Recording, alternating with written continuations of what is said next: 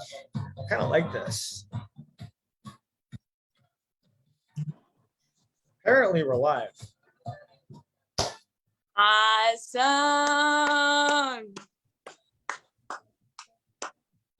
We're live. Woo! It's Monday, man. It's Monday. So I'm like getting into this new thing with this like dancing, and I have to say, I'm having a blast. It feels great. Doesn't it? It feels great. Boogie on the dance. All right, if you're just tuning in, if you're tuning for the first time, it's an absolute pleasure to meet you. My name is Jake Sussman. I am a Dyslexic and ADHD entrepreneur and change maker whose mission is to help give your kids a voice, building bridges, connections, and helping them discover their own superpowers because, well, let me tell you, having a learning difference is a superpower. So tonight, I have someone that I'm really excited to share with you. I had her on about like 6 months ago or so. And, really since COVID started, I've been interviewing some really cool people, but Paige, your interview had the most views. It had like over 6,000 views and tens of thousands of people has seen it from around the world. So you're kind of like a celebrity at this point. Okay. So welcome. And if you're tuning in with us, please just let me know where you're watching from the US to India to Europe, wherever you're watching, let me know because there's nothing better than community as we're gearing up for another school year, hopefully a little bit better than 2020. That's the true goal here. So Paige, welcome. Oh my Thank goodness. you. Welcome. So I want to just know, like, how's it been going with you? What's been going on in your world? Yeah, so since the last time we talked, I did a really big move, and I moved to Hawaii. What? Yeah. For the time being, I'm living and working in Kauai, the smallest island out of all the islands in Hawaii. And I've been living here. So it's been amazing. I'm learning so much about myself that I didn't even know before coming here. Oh my and yeah, I'm excited to share a lot of new things that I've been learning here with everyone. Because, when you joined us, you were sharing a lot about your story of what it's like having dyslexia, right? And I know that there's a lot of parents out there and a lot of kids who's, they're nervous and they're maybe confused. And, we have this opportunity because we've been there already. We've been in their shoes and we've gone out of the weeds. We've already gone through school and now we're making ourselves in the professional world. And, going back to when you were a kid, right? Let's just kind of go back in time. Is that cool? Can we do that? All right. Yeah. Let's go back in time because what was it like for you growing up with dyslexia?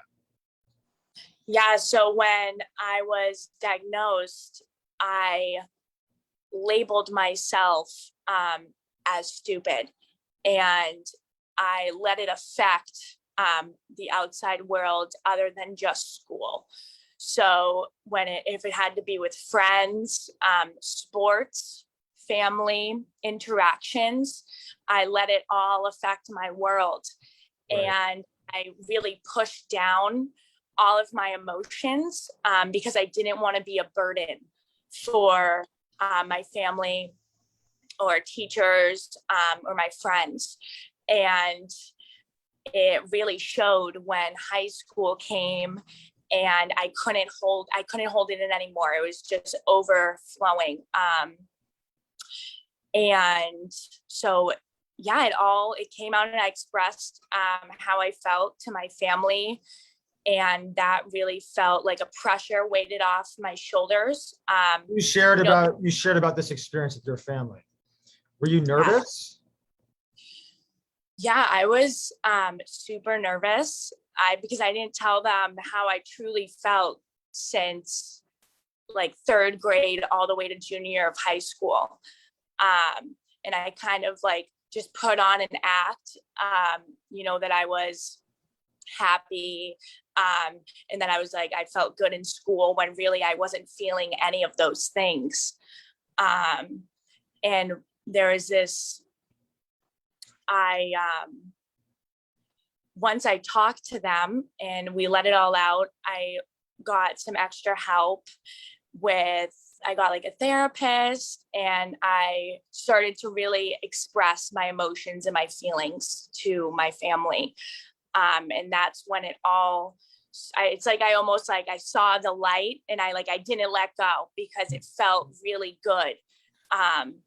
With everything that I was doing with like self-help and self-love and vocalizing and standing up for myself when I really wasn't doing any of those things. Yeah, I remember when I was a kid, when I was younger, and feeling confused and knowing that there was like, I didn't feel different, but I was treated differently. And just that whole experience, confidence wise, went down the drain. And did that impact your mental health? Like, how old were you? Like, let's go into it. Yeah. So I'm going to share a story. And so it was, I would say, going into college. I felt really, everyone around me was only talking about college. So I felt like I had to go to college because that's what everyone else was doing around me. And all teachers would ask me was like, what college you going to? And so I was like, oh, okay, like I have to go to college. And I thought to myself, like, I'm going to go to college. I'm going to do it.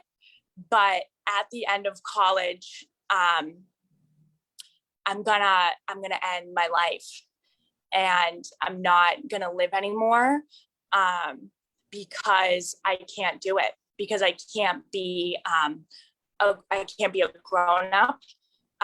What is taxes? What is a loan? How do you have a house? How do you get a car? How do you budget food? All of that. I was thinking about so many things, and it was so overwhelming. I felt like it was so much easier to just end my life. Yeah. And that is not the case. And I feel like a lot of people feel, that it's just easier to go, and that is not the only option. And that there's way more things to life than just being smart. Yeah. And unfortunately, first of all, let me just backtrack. I want to just acknowledge your share, because, it's so vulnerable and so scary and real, because that's your experience. And there's so many other kids may be going through something similar, are going through something similar, and none of that needs to be discredited at all, right? And the fact that you've been able to get through such a low point in your life just for learning differently, just think about that for a sec. What school and society has allowed us to think is that just because you don't fit in the mold, you're not worthy. You're less than everyone else. And that's hard. You can't expect anyone to want to learn or anyone want to feel successful or motivated to go out of their comfort zone when every day they feel like they're carrying thousands of pounds? It's a lot. It's a lot of heavy stuff. And it is, you know, mental health is so important.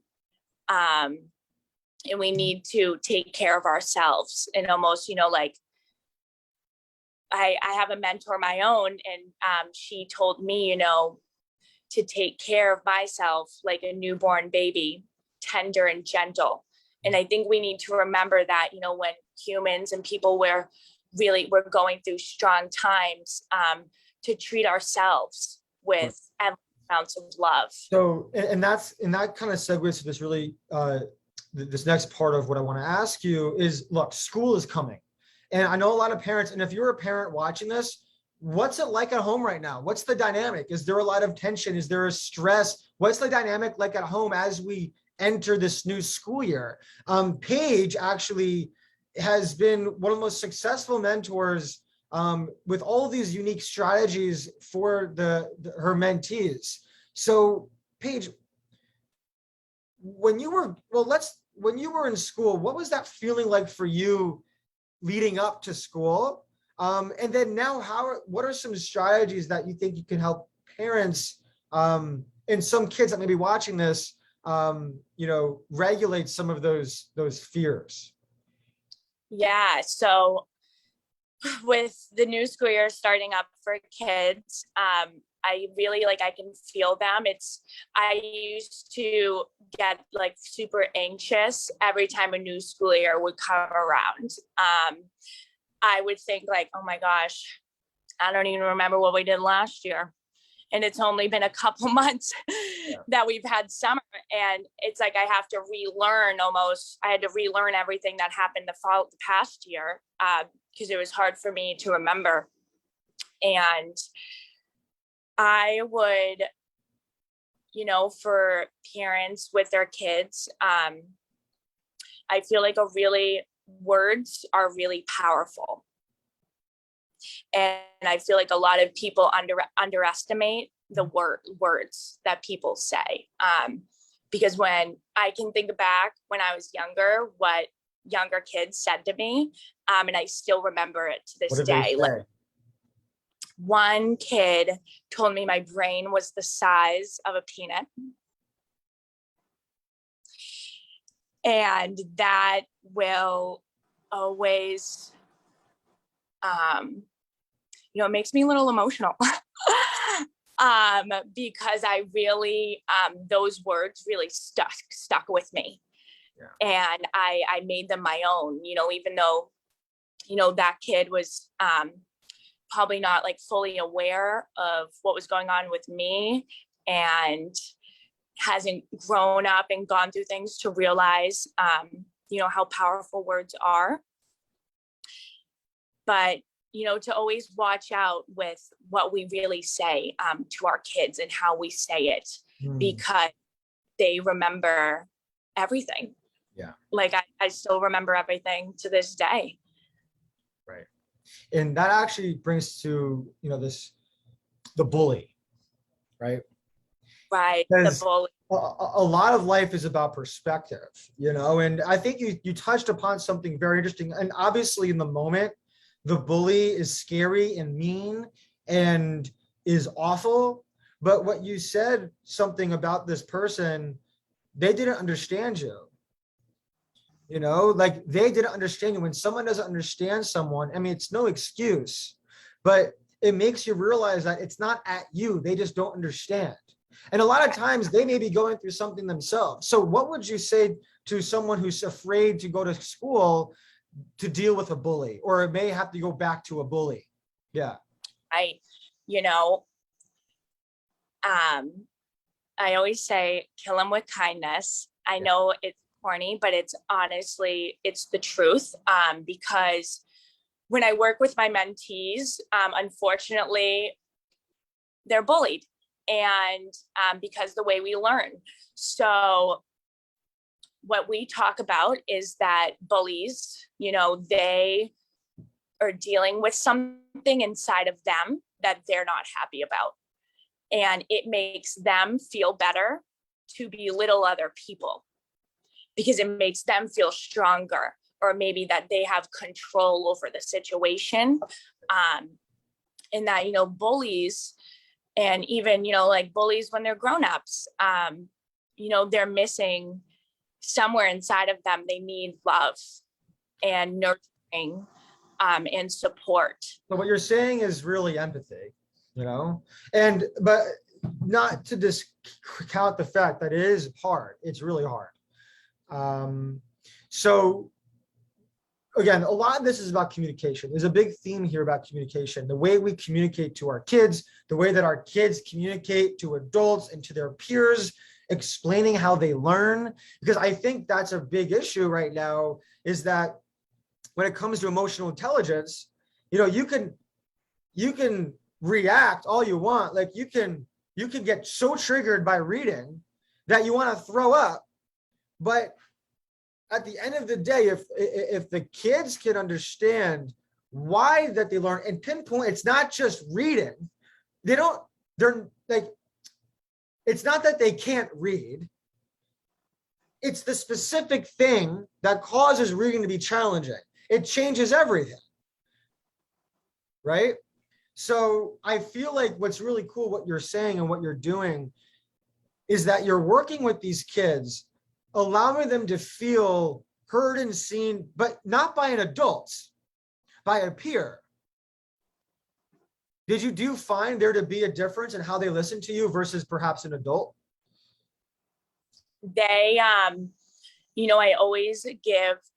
whenever I start with a new mentee, I always almost kind of make like a sacred space where they feel really supported and really listened to and heard and seen. There's no judgment here.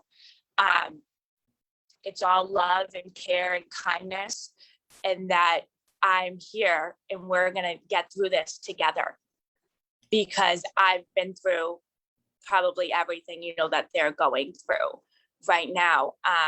And I want to touch upon, the person that told me my brain was the size of a peanut, that when I got older in high school, I actually went up to this person and I told them this, and they had no idea. And they were like, what? I said that? And I was like, yeah. Like you did say that to me. And they actually did apologize. And I think that just shows, because we were in fourth grade,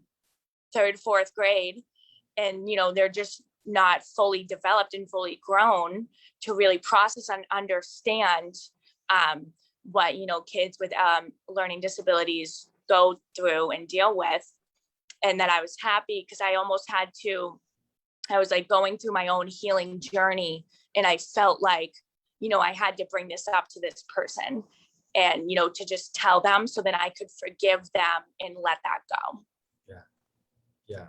Yeah. And, it's when you're in the moment, life it seems just like you're not going anywhere. I call it's like the stock market, it's like, it's always going up and down. It fluctuates. But when you look back, like from a 5-year span, what you really see is this. Right? But when you're in the day, it's like this, ups and downs, ups and downs, ups and downs. So what you're saying really is that the bully may not even realize it. And then down the road, they're like, wait, I did that? Words are so powerful. So powerful. And I think it's just really important for everyone to take a step back and to really look at the big picture before, they say what they want to say.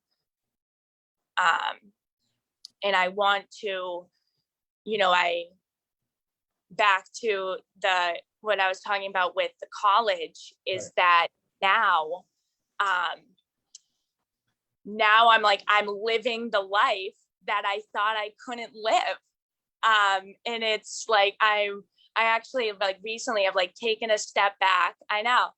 Yeah. Woo! I've taken a step back and I've really like looked, like through my whole life and how like, this is what I was truly scared of. And now I'm living it and I'm doing it. And dreams don't have to stay dreams, and that our dreams can become our reality if we're yes.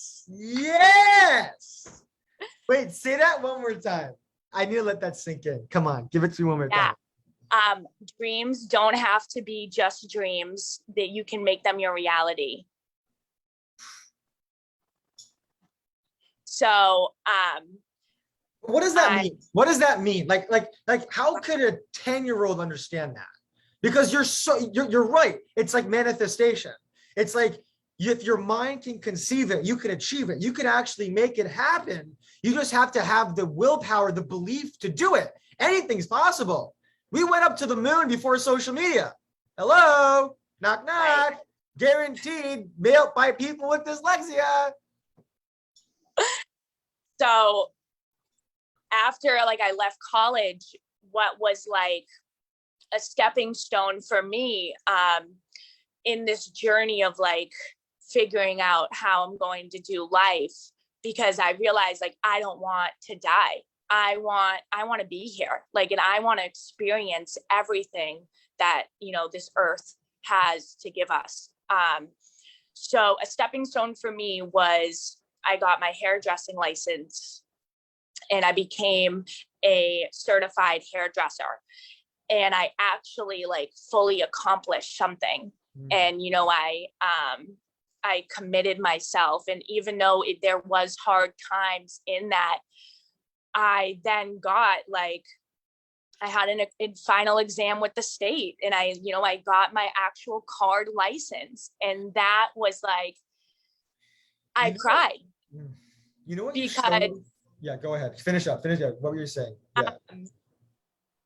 Yeah. Because I left college and I was like in the dumps, and I was like, what am I going to do? And I really pursued what I knew what I really wanted to do.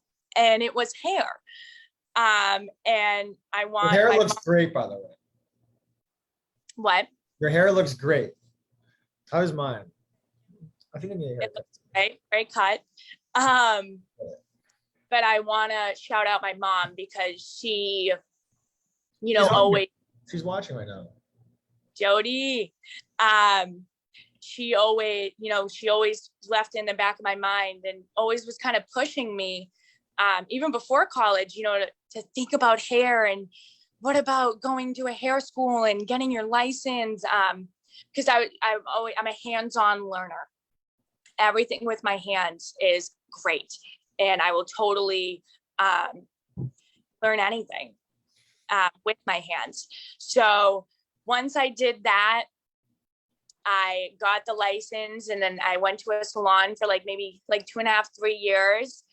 And then I had another calling, and I literally on my vision, I have a vision board. A vision board is you put pictures that inspire you, that motivate you, that you want to see happen in your life. I'm freaking out. On my vision board, no joke, it says dyslexia. It says Dyslexia Organization. And I put a picture of blocks that wrote dyslexia. And now, I didn't make an organization, but I'm a part of one. You're building one. And then it's now I felt like I wanted to move, and I wanted to go and be in a new area, and I did it. I picked up my 2 suitcases, booked a trip, booked one-way ticket to Hawaii, all by myself. And I'm here, and I went through the whole airport by myself, and I figured out how to get to each gate. I got off the plane. I figured out how to get to the building. I am in an apartment. I have my own landlord. Let's go. these are all the things that I was so worried and overwhelmed about. And now like I'm living it and I'm doing it, and I'm finding it easier and easier every single time I do something, that I have some fear that brings me fear. You know what this calls for? What? A dance party. A dance party. Yes. See that? By the way, I want to say right now, you know what you proved? Do you know it? Do you know what you proved? What? I just can't. If you're watching this, I hope you're dancing for Paige. How's my dancing moves? Is that good? And it's Okay. good. All right. But let me tell you something. That was great. What you proved is that the dyslexic path is not the normal path. What is normal anyway, right? There is no normal path. This is a wake-up call to parents. Hello, parents. Hello. Okay. If you're here, I don't see your comments. I want to see where you're watching from. Seriously, I'm watching you. Okay. Parents, listen, especially if you're watching this and your kids, you're just found out, this is new for you. If you're just learning about your kids having dyslexia, wake up call. Your child's path will not be traditional. It will not be. And that's a good thing. That's a good thing. Want to know why? Because our world needs to change. And change comes by those who look at the world differently. And who are those? People with dyslexia. Hello. It's a gift. It's all about perspective. Paige has a legit superpower. And she found her superpower. She actually did. It's her superpower. Not just making women and men look beautiful, okay? But her voice, her words, what comes out of her mouth, making people feel good, not just physically, but emotionally. Our world needs that. Our world is obsessed with fixing problems. I talk about this all the time. Our mental health space is a $300 billion industry. Depression and suicide is on the rise. If it was so big and if it was working so well, how come it's not working? Something needs to change, and it's happening with us. It's happening with those who look at the world differently, just like Paige and just like your kids. All right. So when you see them struggling, all of those struggles is an opportunity for you as parents to be the role models. Tell them, you know what? We're all adults here. I know you also struggled at some point, whether in college, whether it was socially or academically. I know you did, because we're human. You don't have to be the perfect parent that has it all right, that just punishes your kids because they went out and made a mistake, right? Emphasize with them, be with them. Tell them that I also did that when I was younger, and that's why we're doing this. It's time that we draw the bridge between the next generation and ours, because they're the ones that are going to change it. Whew, that's a rant. So that's a rant. That just came out of nowhere. I don't know where that just came from. Left field rant. Let me tell you, your kids, you're blessed with kids with dyslexia. I want you to take your kids, call them to this interview, sit them down, and have them watch the older versions of themselves. Listen, I was pulled out of 6th grade, 3 grade levels behind in reading, forced to read out loud in class, bullied by my teachers, filled with fear, anxiety, and stress. I was depressed. All the things. I wet my bed until I was 10. I literally wore pull-ups, which meant insecurity socially. I will get super vulnerable. I was there. Paige was there. Get your kids, sit them down here, because it's time that we start to rethink our disability and to realize that it's actually an ability. It really is. And there's no more comparing. I'm done with the comparing game too. There is no comparing anymore because everyone learns differently. I don't care if you have dyslexia, if you're neurotypical, none of that. We all do. Everyone. I guarantee you, if Einstein was alive, he has no idea how to play Roblox or Minecraft. I bet your kids can teach Albert Einstein something that he doesn't know. So if your kids can teach Albert Einstein something that he doesn't know, who is technically smarter? Oh my God. That's right. Neither of you. We all learn differently. We all bring something unique to the table. All right, now I'm done. Okay, Paige, now it's back to you. Okay, so no, but I'm serious, right? You know what I'm saying? Like, I've seen how you impact these kids. I literally got off the phone with one of the parents of one of the girls that you're working with. For those of you who don't know, wait, I can't hear you. Hold on. Oh, wait. Hold on. What's going on here? Can you hear me? Oh, now I can. Okay. Okay. Listen, so Paige and I are part of a company called Superpower Consulting. On social media, it's called Superpower Mentorship.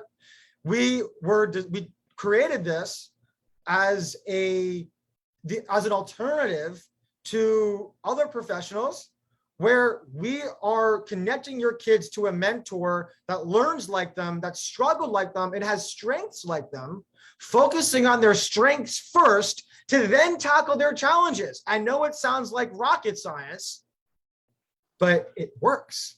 And because of the age relatability. So Paige is changing these kids' lives all over the world from her house, okay? And that, I just want to tell a quick story, if that's okay. I got the phone with one of your parents that you're working with, and they were in tears, saying, my daughter in 4 weeks has gotten more out of Paige than any professional she's ever worked with. She's developed confidence. She can look at herself in the mirror. She has strategies when she feels stressed because of you. If it wasn't for you, that girl would never have had that. Just saying. You should feel proud of yourself. You really should. Yeah. You know, when I was younger, my parents, they couldn't find support groups or something like this for someone from me, like little Paige, to look up to, and to have someone, just say like, Paige, it's gonna be okay, and you're gonna get through it.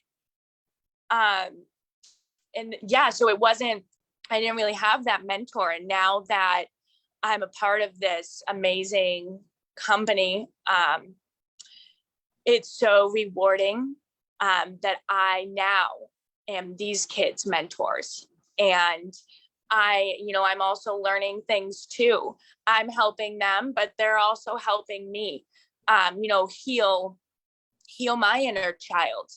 Because, I think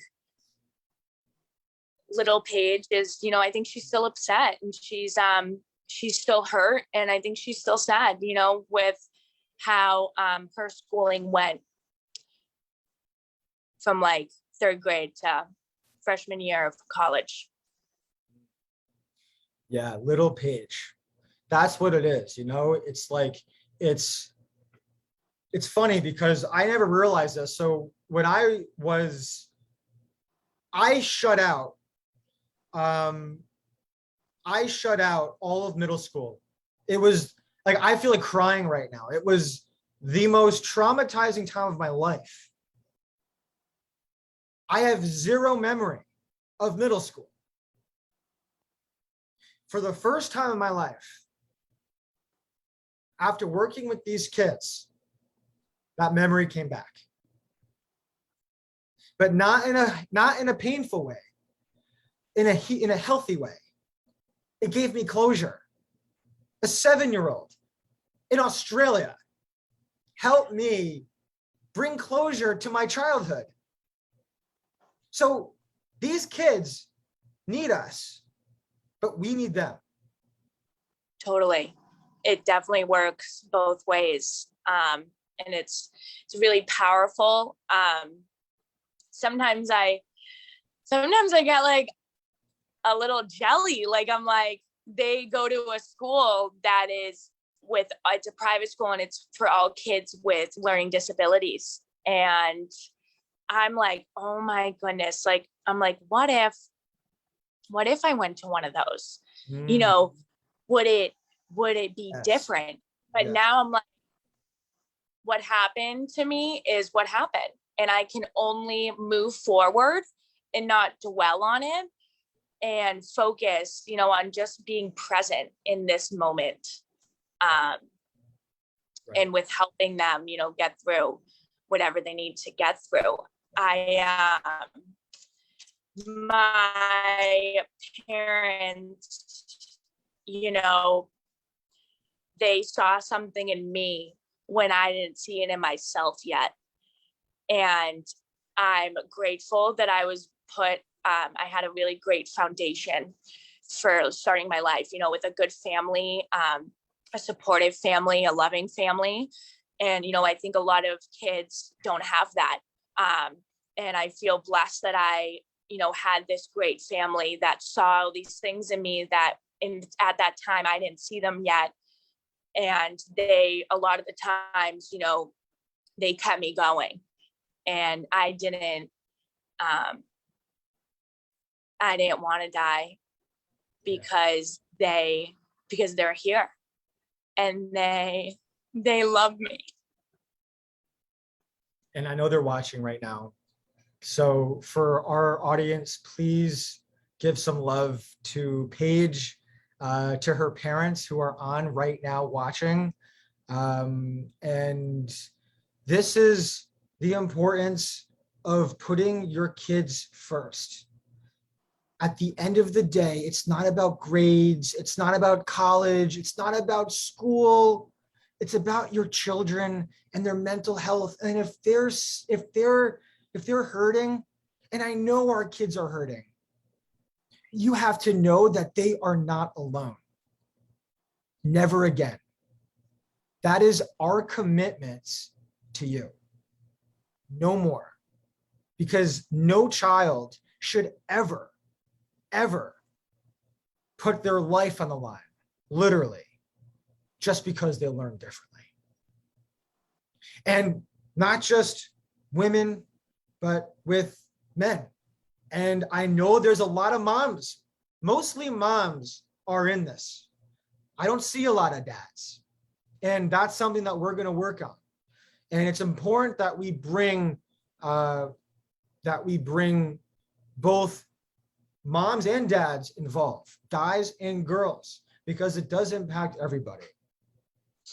Totally. It really does. So yeah, you know, like and I want you all to know, if you have questions, please ask away. Seriously, this is an opportunity to ask. Imagine you're looking to the future of your kids. What would you want to know? Let's ask away. We actually have a guest that just dropped by. I know Joey came around the block. I know. Awesome. I know. So I'm going to let him in. So for those of you who don't know Joey, Joey is one of our other mentors at Superpower Mentorship. He's based in Chicago, and he is such a great guy. I'll let him share some of his story. But this conversation is just getting good. This is just getting good. So if you're about to leave, sorry, I don't think you should go, because both these two are superstars, working with kids around the world, giving back. Joey, welcome to the How you doing? Welcome to Thank the party, you. baby. You caught me at dinner, ready to cook it up, but I can hang out for a second. Chef Joey. Yeah, Chef trying to Joey. be a chef more. Yeah, exactly. Paige. So Joey, welcome. You know, you. we were just talking a lot about, so school's starting right now, and Paige was just sharing a lot about her story, and it was, you know, to grow up with a learning difference, dyslexia and ADHD, and to feel that pain just for learning differently. That fear of going into school, right? We're about to enter another school year, if not kids have started already, and they're freaking out. So what have you experienced with your work? What is some of your story as we get into school? What was that like for you growing up, and how have you overcome some of these challenges for you? Yeah. Yeah, well, as a guy, totally. well, first say to all the students starting school again, you're not alone in having the ultimate like Sunday scaries for school starting. August was not a fun month for me because I felt like I had half the summer and I could enjoy it, but in the back of my mind, I knew school was starting, and I was not looking forward to starting school for the academic purposes and being back in a classroom versus being outside in a field playing sports, which, you know, I could express myself more and I could let my ADHD self kind of go wild. So just want to let all the kids know that you're not alone. It's okay to not feel excited and a little anxious to start school, because we were all there with you. I just started another semester of grad school today. So, back on the classes grind too, and had to get like my to-do list get going and get everything back on track. But I already lost what your original question was. But Mike, you see, by the way, that's oops, sorry. That was my go away. Turn off. Sorry. Okay. So that was ADHD moment. Yep. I don't even know what we were just talking about. I'm just joking. Okay, no. Where am I? I don't know what's going on. Yeah, wait, are we on live right now? Okay. Right. We're going back to school. You know, you with your experience growing up, right? What was it like for you going back to school? Was it scary? How did you cope with it? What are some good strategies for our parents and kids as we gear up for school? Yeah. You know, when school started, I personally like, and I don't know if any other kids can relate, but I would have like a spark of like almost, you know, I was anxious, but I was motivated to get back into school and try, you know, for a new year, a fresh start, I tried to be really organized to start my year, which for someone with executive functioning challenges and ADD, organization was always a challenge. So just really quickly, I always noticed a trajectory of really organized, really on top of everything. And then the school year starts and I just couldn't sustain it. So I think set yourself up, you know, with realistic expectations of your school year and what you want, because that was something that I always didn't do. And then I would get down on myself really hard that I wasn't keeping up or doing as well.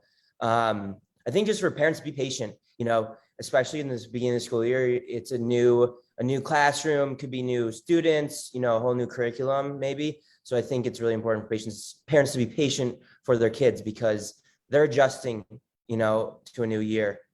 So I think it's really important for them to do that. What other advice do I have? I don't know. Just beginning of the school year, try to be outside as much as you can too. Let's go back for one. I think yeah. I'm gonna pose a question for both of you now. Okay. So, you know, as you've experienced with working with your kids, and we were just kind of talking about this, that you've been able to reach your kids and actually see change, right?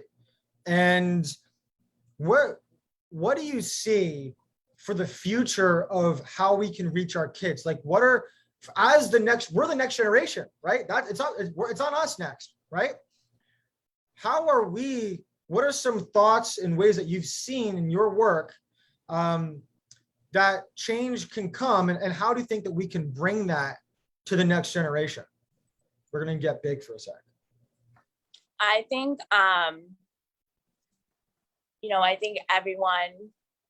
I love my kids for them to be themselves and to express themselves authentically, however they want to express themselves. And, you know, to never shut down, to never, you know, never to tell them no, never, you know, to make them feel like they can't do something. Because I'm always, when I'm with my mentees, I'm my goofy, funny self. And I don't know if that makes them feel really comfortable to, you know, to open up and to talk to me. I feel like I'm in a 23-year-old body, but I feel like I'm still 10.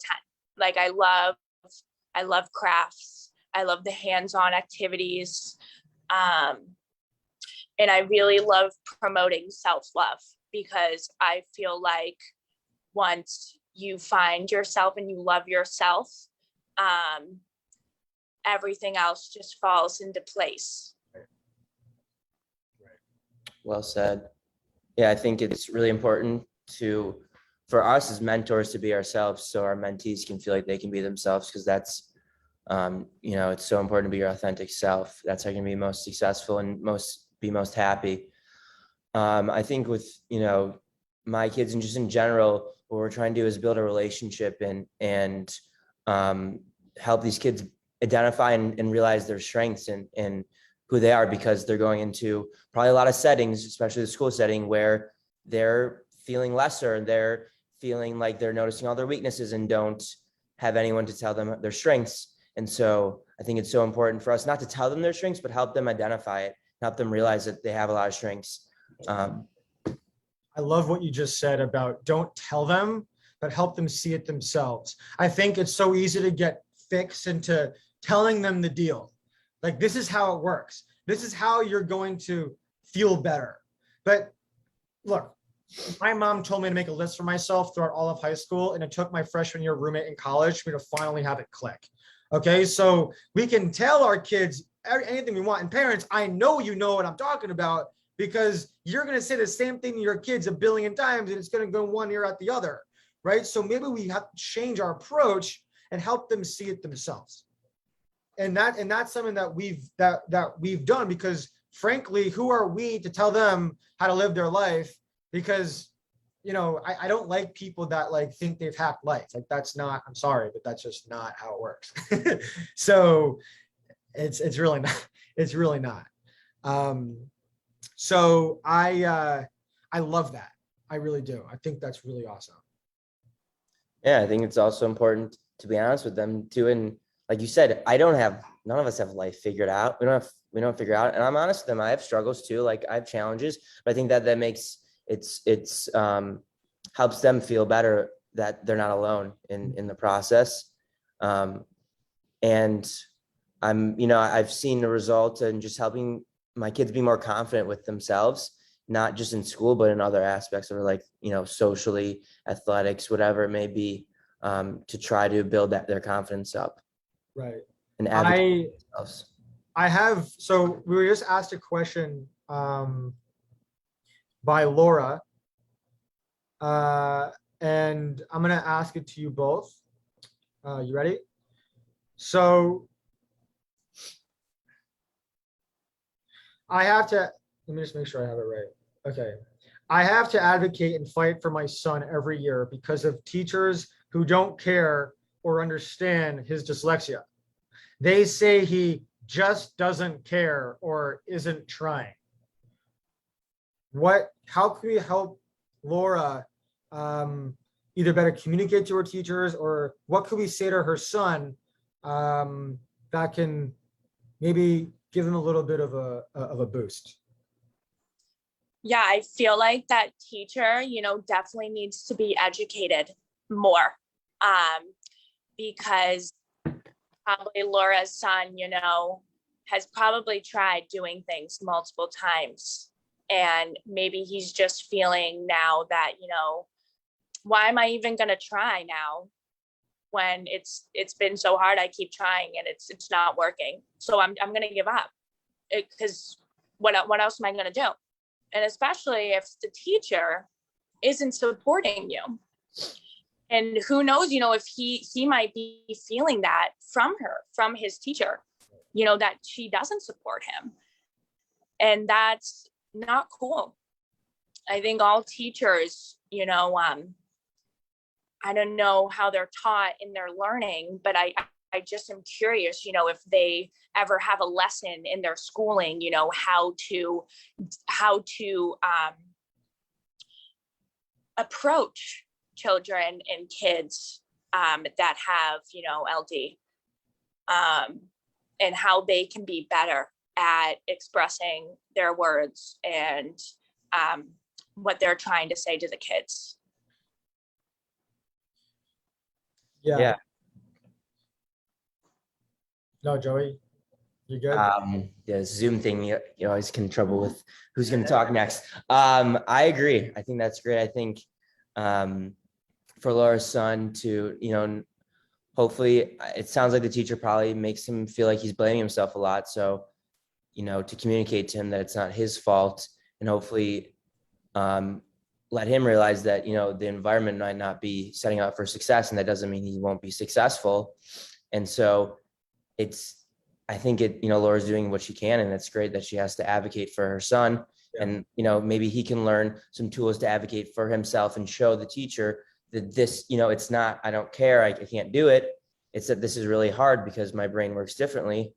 And even if he doesn't care, it's probably because, or doesn't want to, it's because it's probably really hard and he doesn't know any other way. And he's seeing everyone else, not struggling or, so. Yeah. And I think the whole thing, it's about communication and empathy. Yeah. Knowing that this teacher has to probably deal with, again, just no excuse, but dealing with 25 other kids. I don't know how big the class is. So the question is, how can we better help this, better get in the teacher's world to have them understand that this child needs a little bit of a different approach, and their behavior is as a result of them shutting down. Now, I just got in trouble because I realized I asked the wrong question. Although that was really good insight, and I hope that helped someone. But your mom actually said that I asked the wrong question. Okay, so now I'm going to ask the right question. Thank you, Jody. Appreciate it. Okay. The question is this. Paige, what is the best way that your parents supported you? I'm always afraid to say or do the wrong thing. Yeah. I remember I was involved in so many different activities. I was doing golf lessons, tennis lessons, swimming lessons, volleyball, softball. And it was great because I got to move my body and get all this built up energy, that I had in me after sitting in school for 6 hours, 7 hours, to then release it all and to be able, all those things. I got to use my hands, and I'm grateful, that they gave those opportunities. Oops, sorry guys. They gave me the opportunities to try, to get out there, out of my comfort zone, to learn new things. So it was really great that all those activities had nothing to do with school. So it didn't it didn't make me feel anxious. George, you want to add to that? I think I was really fortunate. My parents were really supportive, even though my mom brings up that there was a lot of unsupportive times by her.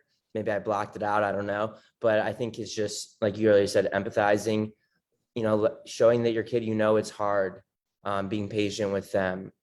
And also, helping them identify those healthy outlets where they can express themselves, release pent up energy. There's no book. There's not one way to do this as a parent. You have these lines that just stick out. I just want to highlight one thing that you said, is that you said that your mom says that there were times when she wasn't understanding. Okay. So I want to just highlight that for a sec, because I do speak to a lot of parents. We've worked with over 100, actually at this point, over 115 families from around the world, which gives us unique access to all these family dynamics. I can't tell you the amount of parents that resent how they raise their kids, or regret the way they treated their kids, or are they just are holding that pain of not understanding their kids. Let me tell you, it's not your fault. It's not. Okay. Because everyone learns different. Well, yes, but having a dyslexia or a learning diagnosed disability, it's going to be different every time. Okay. So don't hold on to it, because that's not going to help. Your kids need to see a strong parent. They're going to feel that energy, right? Because then your kids are going to feel like a burden. All right. You don't want to feel that. And it's okay. And if you do feel that way, reach out to us. we'll work it out with you. You are not alone. Okay. There are a community of parents. Our Facebook group, our page is designed for community and to be vulnerable. Okay. Don't ever hesitate to reach out to us and just ask, is this okay? Should I be feeling this way? Because guess what? While we're not the therapist, whatever, right? We are your kids, we were there, right? So, and I do want to, we're going to have to hop off in a sec. But do you all want to say anything that, any good takeaways for our parents watching as we gear up for pretty much the final week, either of summer or the first week of school this week right now? I know there's a lot of tension in the house in houses everywhere right now. What do you think? I would honestly say to take it day by day, because you could have, we don't know what the next day will hold for us and what it will bring to us. And I think just focusing on each day, maybe like it's our last day. And then once this day is done, we go on to the next. And it's another day to be a great day. Yeah. And if not a great day, then that's okay too. I think life is about finding the balance between the good and the bad, because the bad, it's going to keep coming.